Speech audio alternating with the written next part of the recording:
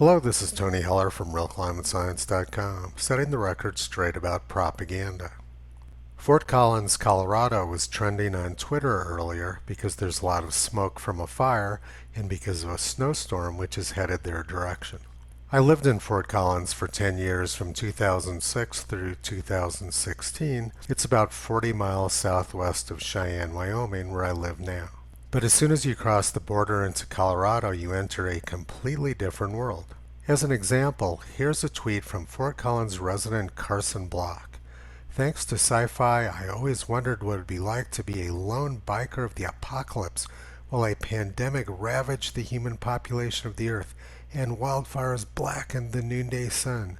Monday, 1 p.m., Fort Collins, Colorado. It was 95 degrees yesterday. 3 inches of snow expected tonight.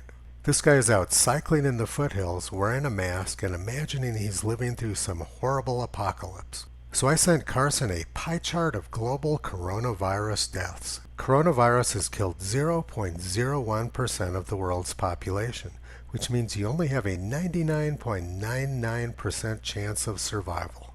If you look very closely at this pie chart on a high-resolution monitor, you might be able to see the little tiny sliver of coronavirus deaths. I also sent Carson the Larimer County COVID-19 statistics. Fort Collins is located in Larimer County. Nobody under the age of 45 has died from COVID-19 in the entire county. Carson looks like he's maybe in his late 20s or early 30s, but he's cycling around out in the foothills with a mask. Despite the fact that he's in essentially no danger, he imagines that there's a pandemic ravaging the human population. If you've been watching my videos, you would have seen that I posted this picture on September 3rd. I was up hiking in the Snowy Range Mountains in Wyoming and looked across the border and saw this fire flare up west of Fort Collins. Carson imagines that the smoke from this fire is another part of the apocalypse which he's living through. One of the more popular bike trails in Fort Collins goes over Bingham Hill and passes by the Bingham Hill Pioneer Cemetery. I used to stop by that cemetery regularly. This is a memorial to the many children who died back in the pioneer days in Fort Collins, many of whom died in flu pandemics. I suggested to Carson that he stop by there on one of his bike rides and learn about the families who lost 5 or 6 small children in past pandemics, and compare that to the 0 children who've died in Fort Collins from COVID-19, even though the population now is hundreds of times larger.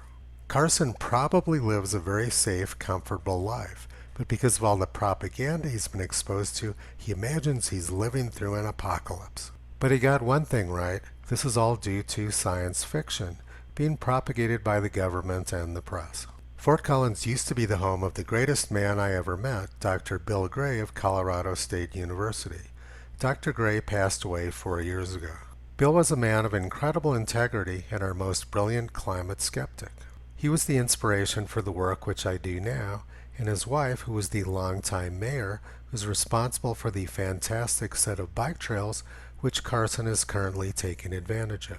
I have a plan for Fort Collins though. I've never worn a mask, but I purchased this one from Amazon today. My plan is to wear it into the Whole Foods market in Fort Collins, Colorado. That should melt some of the snowflakes which they're going to get tonight.